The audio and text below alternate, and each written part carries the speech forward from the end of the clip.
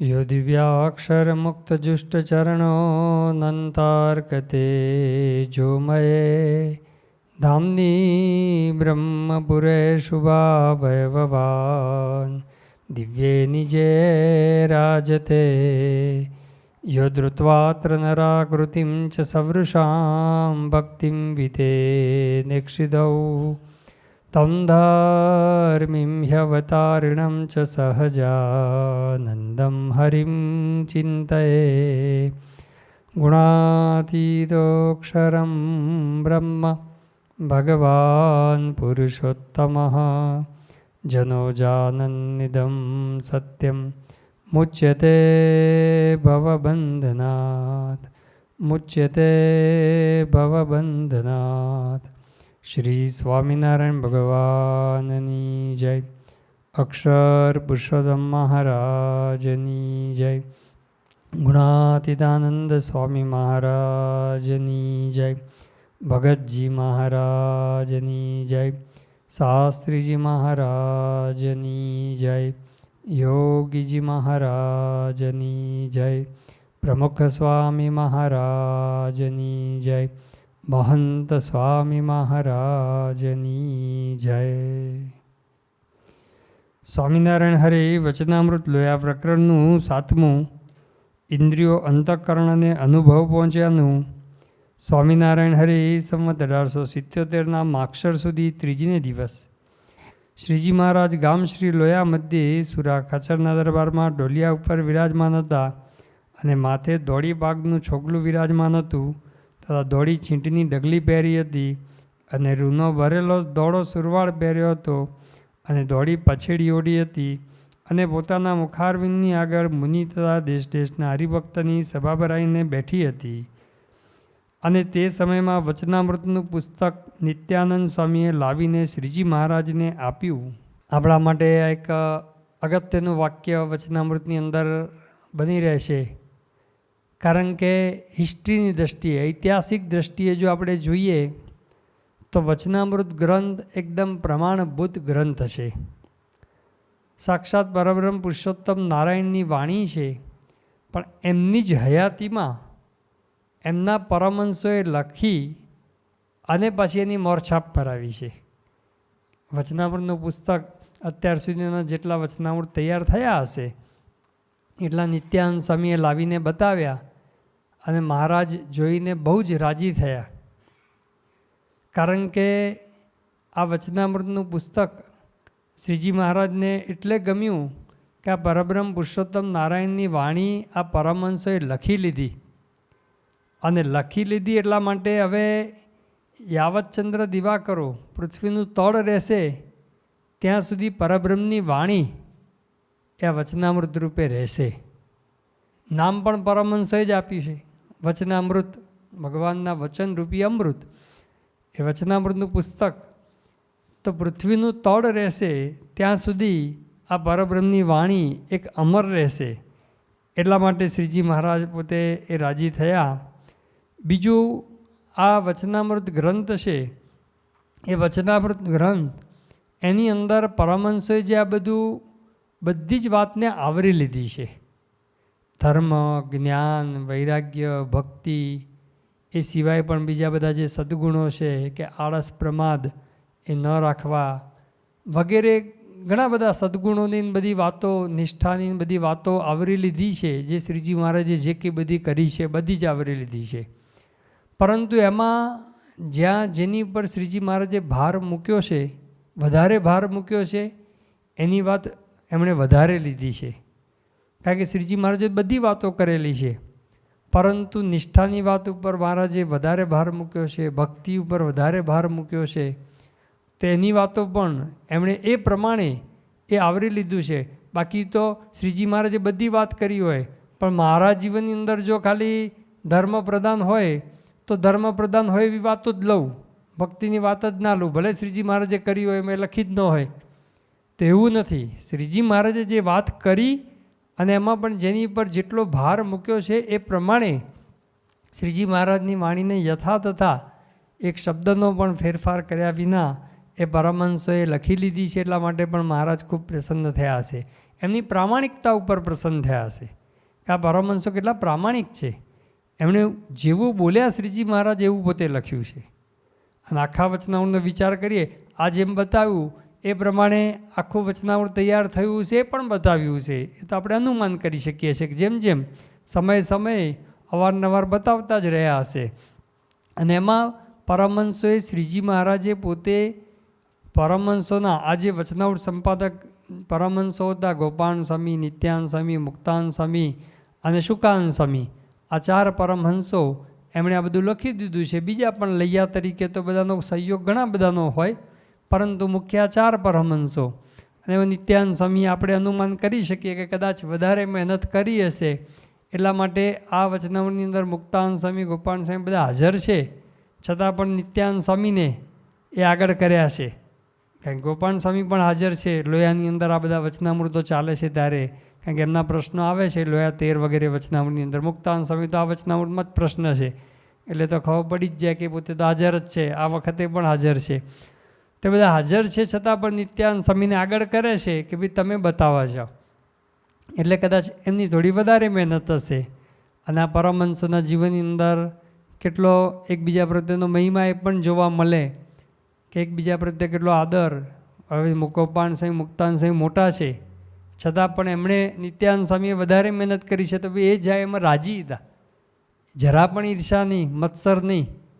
આપણે તો સાથે કામ કર્યું હોય અને સાથે કામ કર્યું ને આપણે 10% મહેનત કરી હોય અને 90% બીજાએ કર્યું હોય, અને એને કે ભાઈ ચલો આ પુસ્તકનું ઉદ્ઘાટનમાં આપણે 10% મહેનત કરી હોય, 90% બીજાએ કર્યું હોય, અને પેલા 90% વાળો જાય તો રાજી થવું જોઈએ. એની જગ્યાએ ઈર્ષાથી બળી મરીએ કે ભાઈ મેં મહેનત કરી, ભાઈ તારી 10% છે.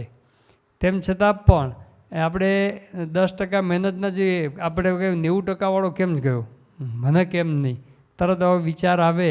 અને આપણા અંતરની અંદર સૂક્ષ્મ મત્સર, ઈર્ષા રહેલું છે, પણ આ પરમહંસોના જીવનની અંદર એ આપણને જોવા મળે લેશ માત્ર નહીં. નહીંતર તો એમ થાય કે ચલો આપણે 4 જણ જઈએ, 4 સાથે જઈએ, એવું એ નહીં. બાકી હાજર જ છે, ત્યાં બેઠા જ છે, તો કે ભાઈ ચલો આપણે સાથે જઈએ, એવું એ નહીં.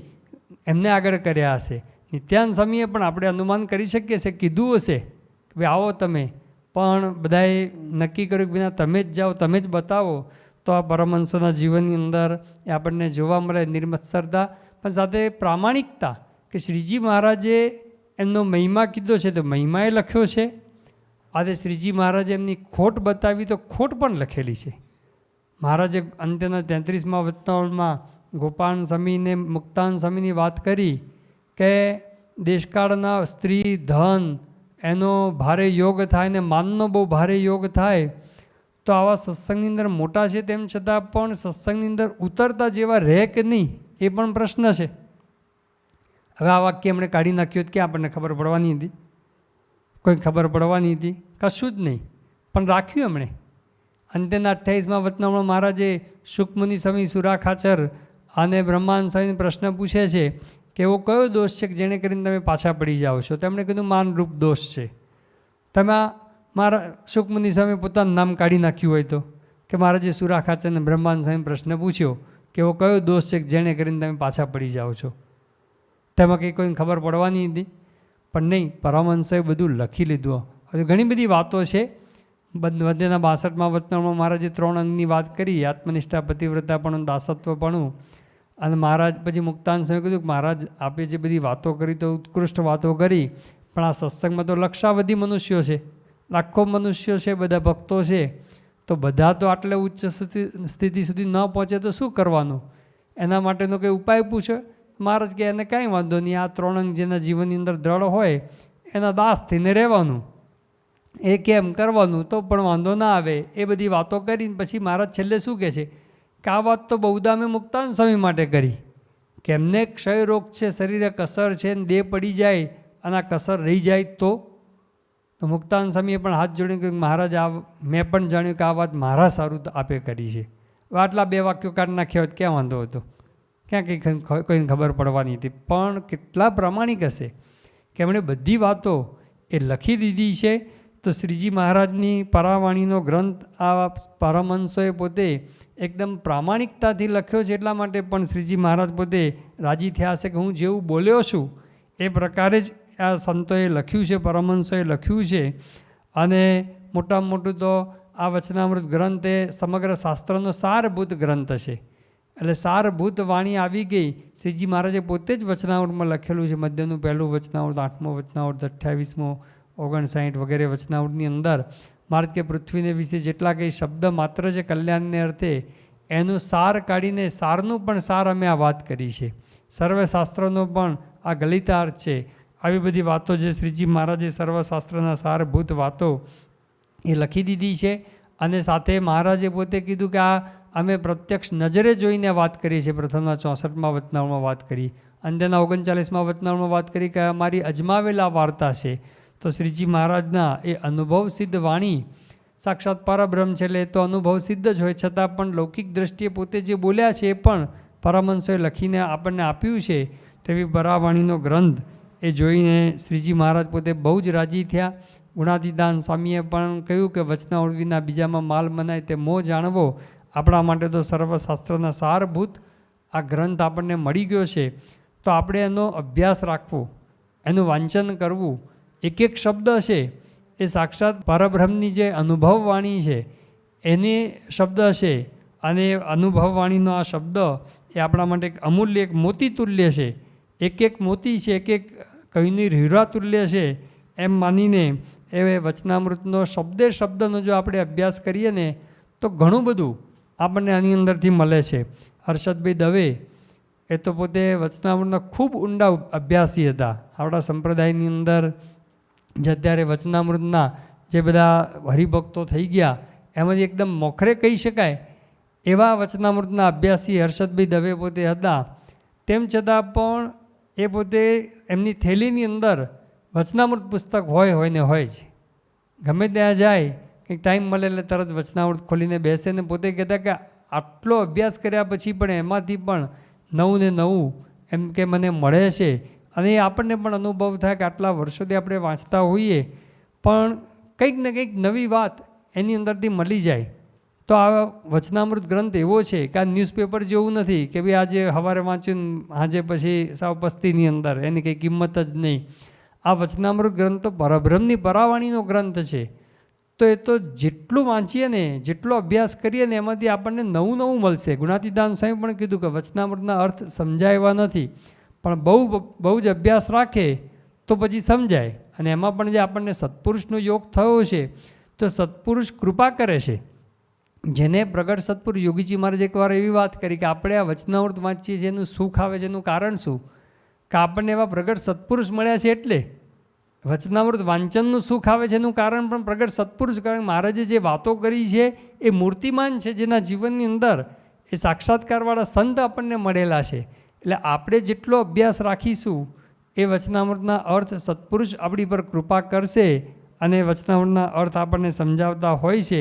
એટલા માટે આ શાસ્ત્રનો એ વિશેષ ને વિશેષ અભ્યાસ આપણે રાખવો જોઈએ. તે સમયમાં વચનામૃતનું પુસ્તક નિત્યાનંદ સ્વામીએ લાવીને શ્રીજી મહારાજને આપ્યું. પછી તે પુસ્તકને જોઈને બહુ રાજી થયા અને પરમહંસ પ્રત્યે બોલ્યા છે, આજ તો ભારે ભારે પ્રશ્ન પૂછો તો વાત કરીએ.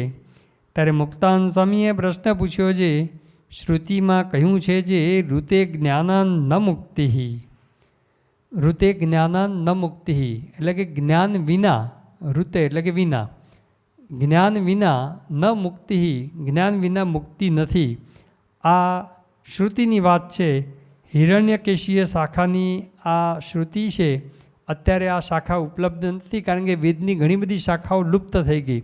પણ હરિવાક્ય સિદ્ધા સિંધુ એની સેતુમાલા ટીકા છે.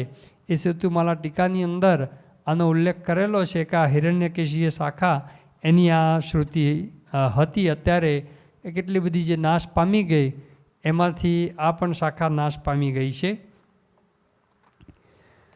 તમેવ વિદિત્વા અતિમૃત્યુમેતિ નાન્ય બંદા વિદ્યતે અનાય. આ પણ યજુર્વેદની આ પ્રાપ્ત થાય છે કારણ કે યજુર્વેદની અંદર આ શ્રુતિ આવે છે. અને યજુર્વેદનું જ ઉપનિષદ શ્વેતાસતર ઉપનિષદ એ તે શ્વેતાસતર ઉપનિષદનો આ મંત્ર છે. તમ એવ વિદિત્વા, પરબ્રહ્મની વાત કરે છે કે તમને જ વિદિત્વા એટલે કે જાણીને, અતિમૃત્યુમ એતિ એટલે કે આ સંસાર સાગર છે એને એતિ એટલે કે પાર કરી જાય છે. નાન્ય પંથા વિદ્યતે યનાય, આના સિવાય બીજો કોઈ પંથા એટલે કે માર્ગ એક છે જ નહીં. એટલે ભગવાનને જાણીને જ આ સંસાર સાગર એ તરી જવાય છે, આત્યંતિક મોક્ષ થાય છે, આત્યંતિક કલ્યાણ થાય છે. એ સિવાય બીજો કોઈ જ માર્ગ નથી, બીજા કોઈ સાધન નથી. આ બે શ્રુતિ બોલીને મુક્તાન સાંઈ પ્રશ્ન પૂછે છે. એ શ્રુતિમાં એમ કહ્યું છે જે ભગવાનનું સાક્ષાત જ્ઞાન થાય ત્યારે જીવનું કલ્યાણ થાય છે, ત્યારે શાસ્ત્રમાં જે બીજા સાધન કલ્યાણને અર્થે બતાવ્યા છે તેનું શું પ્રયોજન છે? શાસ્ત્રમાં તો ઘણા બધા સાધનની વાત કરી છે, તેનું પ્રયોજન શું? કે ભાઈ તપ કરવું અને પછી ધર્મ જ્ઞાન વૈરાગ્ય એ વગેરે અષ્ટાંગ યોગ સાધવાની પણ બધી વાતો કરેલી છે. તે બધા સાધનો ઘણા બધા શાસ્ત્રની અંદર બતાવ્યા છે.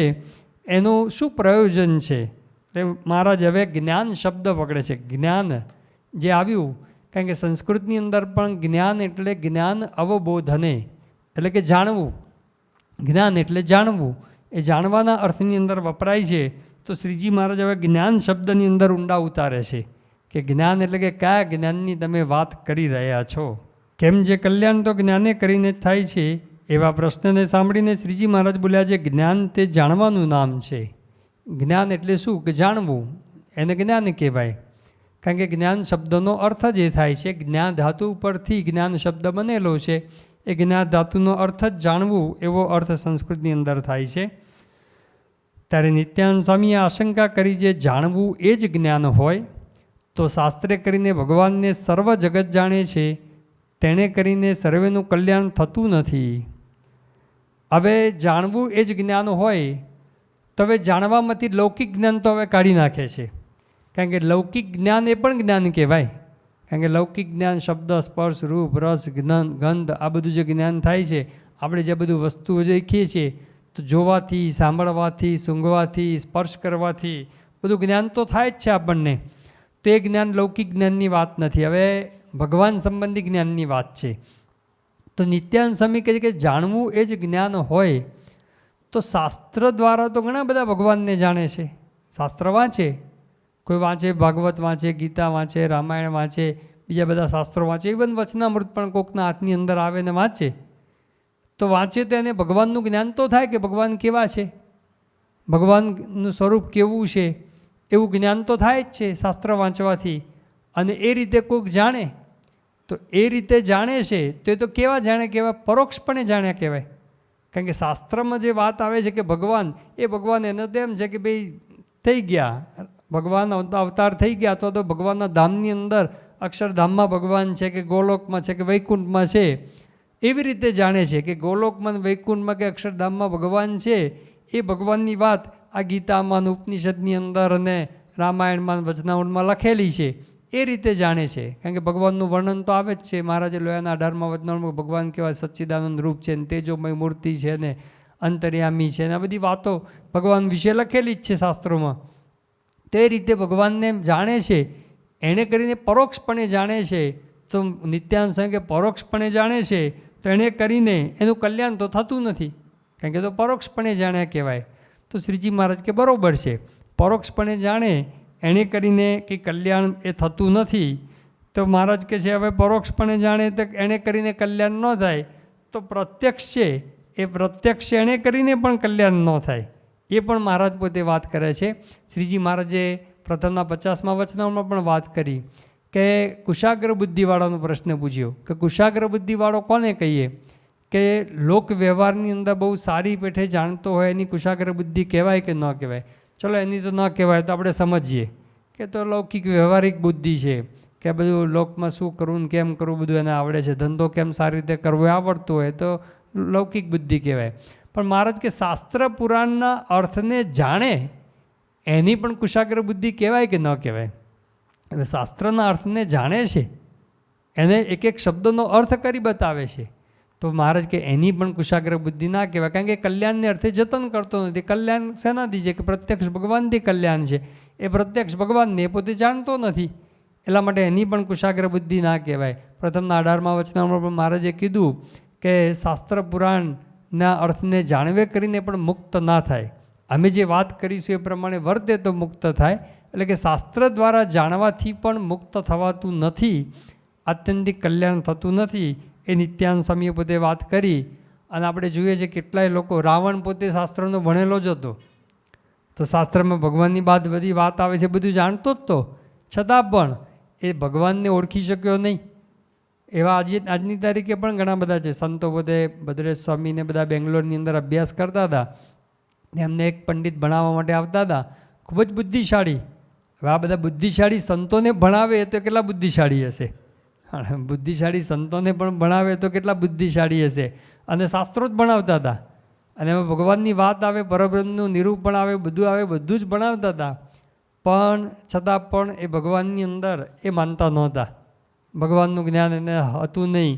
ત્યાં મુંબઈની અંદર પણ એનો તો અમે પણ જોયેલા, અનંતકર કરીને એક હતા પ્રોફેસર, અને એ પોતે જે કંઈ ભણાવે ને, ધારો કે રામાનુજ વેદાંત આપણને ભણાવે ને, તો આપણને એમ લાગે કે આ રામાનુજ વેદાંતના ચુસ્ત અનુયાયી છે એવું આપણને લાગે.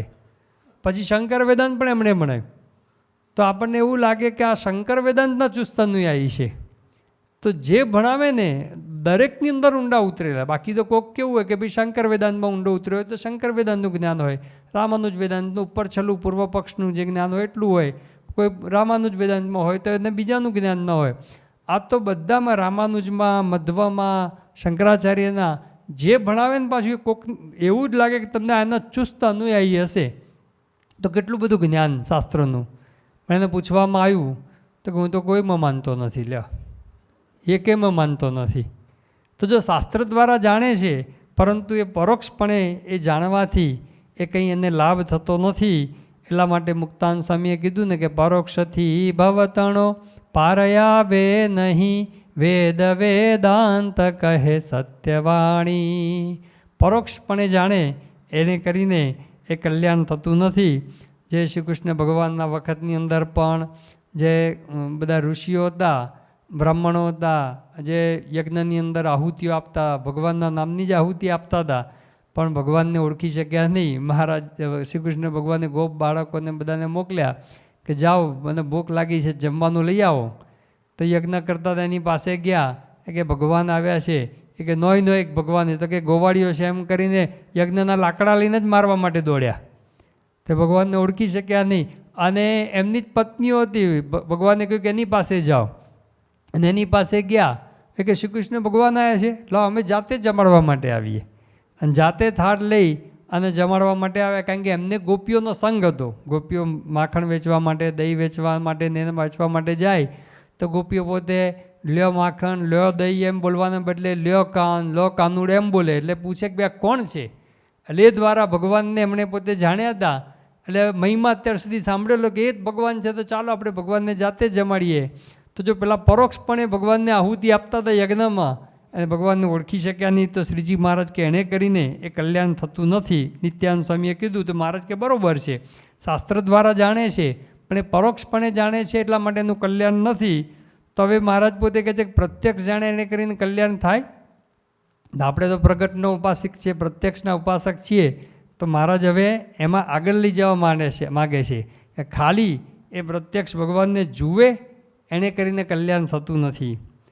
ત્યારે શ્રીજી મહારાજ બોલ્યા, જે શાસ્ત્રે કરીને પરોક્ષપણે ભગવાનને જાણ્યા તેણે કરીને જેમ કલ્યાણ નથી. મહારાજ કે શાસ્ત્રે કરીને પરોક્ષપણે ભગવાનને જાણ્યા એણે કરીને કલ્યાણ નથી. તેમજ રામકૃષ્ણાદિક ભગવાનના અવતાર હતા ત્યારે તેમને સર્વે મનુષ્ય પ્રત્યક્ષ દીઠા હતા, તો તેણે કરીને પણ શું કલ્યાણ થયું છે? કે રામ ભગવાન થઈ ગયા, કૃષ્ણ ભગવાન થઈ ગયા, શ્રીજી મહારાજ પણ થઈ ગયા, અત્યારે સત્પુરુષ રૂપે મહંત સ્વામી મહારાજ પણ છે, તો કેટલાય બધા પ્રત્યક્ષ જુએ છે, તો એણે કરીને મહારાજ કે શું કલ્યાણ થઈ ગયું એનું? ત્યારે મુક્તાન સ્વામીએ કહ્યું છે, જેણે ભગવાનને પ્રત્યક્ષ દીઠા હોય તેનું તો જન્માંતરે કલ્યાણ થાય છે. ત્યારે શ્રીજી મહારાજ બોલ્યા છે, જેણે શાસ્ત્રે કરીને ભગવાનને જાણ્યા તેણે કરીને પણ જન્માંતરે કલ્યાણ થાય છે. કાજે જેને શાસ્ત્રે કરીને જાણ્યા છે તેને જ નેત્રે કરીને દેખે છે, અને જેને નેત્રે કરીને દેખે છે તેને જ શાસ્ત્રે કરીને જાણે છે. માટે બેયનું બીજ બળ બરોબર થાય છે, બેયનું જન્માંતરે કલ્યાણ પણ બરોબર છે. કેમ જે શ્રવણે કરીને ભગવાનને સાંભળ્યા તેમાં શું જ્ઞાન નથી, પણ તેને તે સાંભળ્યા જ કહેવાય. અને ત્વચાએ કરીને સ્પર્શ કર્યો તેમાં શું જ્ઞાન નથી, પણ તેને તે સ્પર્શ કર્યો જ કહેવાય. અને નેત્રે કરીને નેત્રે કરીને જોયા તેમાં શું જ્ઞાન નથી, પણ તેને તે જોયા જ કહેવાય. અને નાસિકાએ કરીને સૂંઘ્યા તેમાં શું જ્ઞાન નથી, પણ તેને તે સૂંઘ્યા જ કહેવાય. અને જીવાએ કરીને વર્ણન કર્યા તેમાં શું જ્ઞાન નથી, પણ તેને તે વર્ણન કર્યા જ કહેવાય. એવી રીતે બાહ્ય ઇન્દ્રિયોએ કરીને જ્ઞાન છે, તથા અંતઃકરણે કરીને જે જ્ઞાન છે ને અંતઃકરણ ઇન્દ્રિયો પર જે જીવ સત્તા તદાશ્રિત જે અનુભવ જ્ઞાન છે તેમાંથી તમે કયા જ્ઞાનને કહો છો? મહારાજ કહે છે કે પ્રત્યક્ષ ભગવાનને જોયા એને કરીને પણ આત્યંતિક કલ્યાણ નથી થતું. એને જન્માંતરે કલ્યાણ થાય, એટલે કે બીજે જન્મે, ત્રીજે જન્મે, 5મે જન્મે, 10મે જન્મે, એવી રીતે એને કલ્યાણ થાય છે. ભલે પ્રત્યક્ષ ભગવાનને જોયા છે ને આપણે કઈ જોઈએ છીએ કે ઘણા તો જોયા પછી પણ દ્વેષ કરે છે. રામ ભગવાનના વખતને રાવણની સામે જ રામ ભગવાન હતા ને, ક્યાં દૂર હતા, એ તો જોતો જ તો, પણ ઉડતાને મારવા માટે એને તો પ્રયત્ન કર્યા. એવી રીતે કૃષ્ણ ભગવાનના વખતમાં કંસ છે, શિશુપાલ છે, દંતવક્ર છે, પૂતના છે, અને બધું બકાસુર ને ધેનુકાસુર ને અગાસુર ને બધા અસુરો, અને સિવાય પણ બીજા કેટલાય બધા એ ભગવાનને જોતા જ હતા. પણ એ જોતા હતા અને ગોપીઓ જોતી હતી, એમાં ફેર હતો કે નહીં? ગોપીઓ ભગવાન તરીકે જોતી હતી, અને પેલા બધા કે ભાઈ બાળક છે, કોઈક ચમત્કારિક બાળક છે, એવી રીતે કદાચ કોઈક જોતા હશે. અરે દ્વારિકાની વાત કરો ને, દ્વારિકામાં તો બધા જોતા હતા ભગવાનને, પણ કેટલાક રાજા રૂપે જોતા હતા, અને ઉદ્ધવજી જેવા ભગવાન રૂપે જોતા હતા. તો જોવામાં પણ ફેર છે. એટલે ખાલી જોયા શ્રીજી મહારાજ કે, અથવા તો સાંભળ્યા, કદાચ ભગવાન બોલતા હશે અને સાંભળતા હશે, અને ભગવાન પસાર થતા હોય તો એનો સુગંધ લેતા હશે, એમનો સ્પર્શ પણ કર્યો હશે. એટલે પ્રમુખ સાહેબ મહારાજનો કેટલા બધા સ્પર્શ નથી કર્યો, મોહન સાહેબ મહારાજનો કર્યો છે, એમને જોયા છે, સાંભળ્યા છે, બધું જ છે. પરંતુ જોવાની અંદર પણ મહારાજ કે ફેર છે. પેલા જોયા એ જોયા જ કહેવાય. જ્ઞાન થાય છે. શાની ઉપર ચર્ચા ચાલે છે? કે જ્ઞાન ઉપર ચર્ચા ચાલે છે.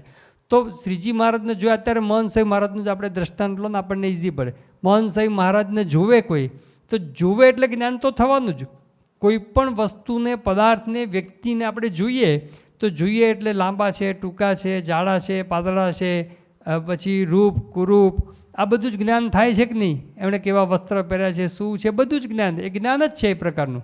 તો જ્ઞાન તો થાય જ છે, પણ એ જોયા જ કહેવાય. હવે એ લૌકિક મનુષ્યો બધા જોવે, અને મોહન સાહેબ મહારાજ છે, એ મોહન સાહેબ મહારાજ પોતે આવે પ્લેનની અંદર, એરપોર્ટ ઉપર આમાં જતા હોય, તો કેટલાય બધા માણસો, બધા અહીંયા આફ્રિકન મનુષ્યો પણ જુએ, કે કોઈ બહારથી પરદેશથી, અમેરિકાથી, યુરોપથી એરપોર્ટ ઉપર આવ્યા હોય, પ્લેનમાં આવ્યા હોય તો એ પણ જુએ. અને આપણે હરિભક્તો જોઈએ તો જોવામાં ફેર પડ્યો કે નહીં? અને આપણે સદગુરુ સંતો જુએ, ડૉક્ટર સ્વામી, કોઠારી બાપા, ત્યાગલો સ્વામીને, ઈશ્વર સ્વામીને, એ બધા જુએ. આપણે જોઈએ ને એ લોકો જુએ, એમાં એ ફેર છે. બહારના મનુષ્યો જુએ ને એ જુએ, એમાં પણ ફેર છે. તો બીજા બધા જે જુએ છે અથવા તો એમની વાત સાંભળે છે, તો એ ખાલી એ જુએ છે, એ આત્યંતિક કલ્યાણ એણે કરીને થતું નથી. સંસ્કાર પડે છે. એ સંસ્કાર પડે છે એટલા માટે શું થાય છે? એનું જન્માંતરે કલ્યાણ. બીજે જન્મે, ત્રીજે જન્મે, ચોથે જન્મે, અથવા તો અનેક જન્મ સંસિદ્ધ તત્વો યાતિ પરામ ગતિ, શ્રી કૃષ્ણ ભગવાને ગીતામાં કીધું જ છે. અનેક જન્મે કરીને એ કલ્યાણ થતું હોય છે.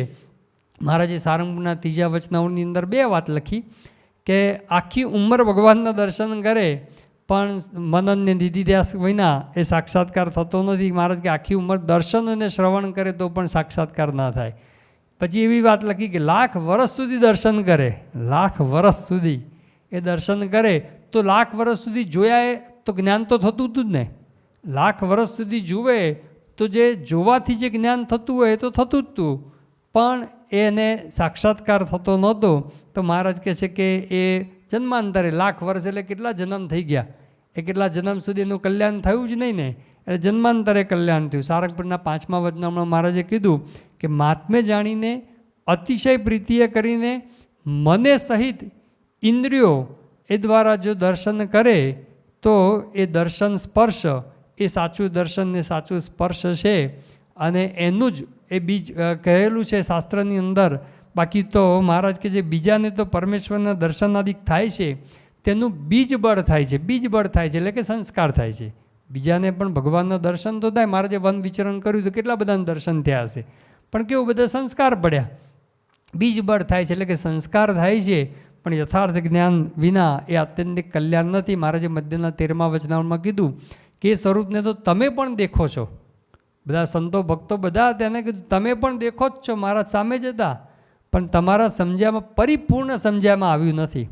એટલે પરિપૂર્ણ સમજાય અને પછી જે જુએ ને, પછી જે ભગવાનને સાંભળે જુએ એ દર્શન, એ શ્રવણ એ જુદી પ્રકારનું હોય છે. એટલે બાકી તો ખાલી જોયા જ કહેવાય. એટલા માટે શ્રીજી મહારાજ કહે છે કે આ ઇન્દ્રિયો, અંતઃકરણ ઇન્દ્રિયો દ્વારા જુએ છે, અંતઃકરણ દ્વારા એ પોતે મનન પણ કરે છે. અને ત્રીજું જ્ઞાન જે મહારાજે કીધું કે ઇન્દ્રિયો દ્વારા જ્ઞાન, અંતઃકરણ દ્વારા જ્ઞાન, અને મહારાજ કહે છે કે અંતઃકરણ ઇન્દ્રિયો પર જે જીવ સત્તા તદાશ્રિત જે અનુભવ જ્ઞાન, જીવ સત્તા એટલે કે જીવ એટલે કે આત્મા, એને તદાશ્રિત આત્માને આશ્રિત એટલે આત્માની અંદર રહેલું જ્ઞાન એટલે કે સાક્ષાત્કાર જ્ઞાન, જીવ સાથે જડાઈ ગયેલું. આપણે નહીં કહેતા જીવ સાથે જડાઈ ગયું છે, જેમ આપણે સ્વભાવ વાસના જીવ સાથે જડાઈ ગઈ છે, એમ જીવ સાથે જડાઈ ગયેલું જે જ્ઞાન છે એ સાક્ષાત્કાર રૂપ જ્ઞાન ટૂંકમાં કહેવા માગે છે. કે એમાંથી કયા જ્ઞાનને કરીને તમે મોક્ષ થાય એમ કહો છો? ખાલી ઇન્દ્રિયો દ્વારા ભગવાનને જોયા એટલે આલા લાંબા છે, ટૂંકા છે, આવું જે જ્ઞાન છે એ જ્ઞાને કરીને, અથવા તો મન દ્વારા કંઈક મનન કર્યું કે ભાઈ શાસ્ત્ર દ્વારા કંઈક જાણ્યું, શાસ્ત્રમાંથી વાંચીને મનન કરીને એ દ્વારા કંઈક જાણ્યું, એવા જ્ઞાન કે આવા અનુભવ સિદ્ધ જ્ઞાન કયા જ્ઞાને કરીને મોક્ષ થાય એવું કહેવું છો? પછી મહારાજ પોતે આગળ બીજી પણ બધી વાત કરે છે કે ભગવાને અનિરુદ્ધ, પ્રદ્યુમ્ન, સંકર્ષણ વગેરે રૂપ જે ધારણ કર્યું. મૂળ તો મહારાજ હવે એક જે કહેવા માગે છે કે ભગવાન ઇન્દ્રિયોને ગોચર એટલે કે ઇન્દ્રિયોને પ્રત્યક્ષ પણ ઘણી વખત હોય છે, ઘણી વખત ઇન્દ્રિયો દ્વારા જાણ્યામાં નથી આવતા, એક અનુભવથી આપણને જણાય છે, એ રીતે પણ ભગવાન હોય છે. અને ભગવાન એ સાક્ષાત્કાર રૂપ પણ હોય છે. એ પણ મહારાજ હવે વિસ્તારથી આની જે વાત શ્રીજી મહારાજ પોતે અહીંયા કરે છે. એટલે મૂળ તો શ્રીજી મહારાજ કહે છે કે શાસ્ત્ર દ્વારા પરોક્ષપણે જાણે તો પણ કલ્યાણ નથી, અને ઇન્દ્રિયો દ્વારા પ્રત્યક્ષ દેખે પણ જો એને યથાર્થ મહિમા ન હોય તો પણ એક આપણે આત્યંતિક કલ્યાણ એ થતું નથી. જેમ શ્રીજી મહારાજ એક વખતે એક જગ્યાએ ગયા પાણી પીવા માટે. મહારાજ કે અમારે પાણી પીવું છે. કોષ હાંકતો તો એક જણ. હવે કોષ હાંકતા એક કોષ આવે ત્યારે કોષની અંદર આપણે જેણે જૂના જમાનામાં કોષ જોયા હોય, બળદ પોતે કૂવાની અંદર કોષમાંથી પાણી ભરે, પછી બળદ દ્વારા આમ ખેંચવામાં આવે, પછી થાળામાં જ્યારે પાણી પડે ત્યારે પેલાને જે બળદ હાંકતો હોય એને ઊભો રાખવા માટે કંઈક બોલવું પડે. તો બિચારો સારો હશે એટલે ભગવાનનું નામ લેવાય, એટલે માટે શું કહેતા કે આયા રામ, આયા રામ બોલે એટલે કે કોષ આવી ગયો, પણ આયા રામ બોલે એટલે પેલો બળદ ઊભા રાખે અને પછી પાણી ઠલવાઈ જાય અને બળદ પછી પાછા લાવે એટલે પાછું કોષ પાછું કૂવાની અંદર પાછો જાય. એટલે જ્યારે પણ આવે ત્યારે આયા રામ બોલે. શ્રીજી મહારાજ ત્યાં ગયા. મહારાજ કે રામ તો આયા છે, ઓળખાય તો.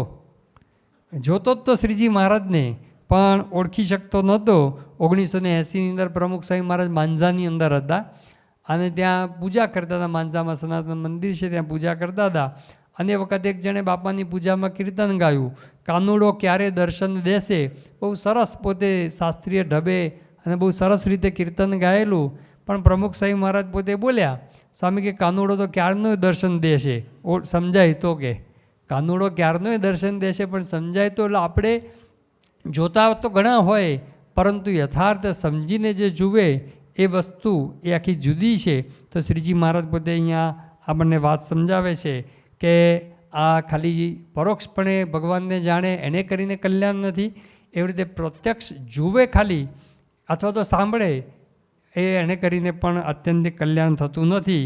એટલે ઇન્દ્રિયો, અંતઃકરણ અને અનુભવ એ ત્રણેય એ જેની અંદર પહોંચે એવા જ્ઞાને કરીને મોક્ષ થાય. હવે જે જ્ઞાનની વિશેષતા છે એ પાછી વાત કરે છે, એ આપણે આગળ ઉપર જોઈશું. શ્રી સ્વામિનારાયણ ભગવાનની જય.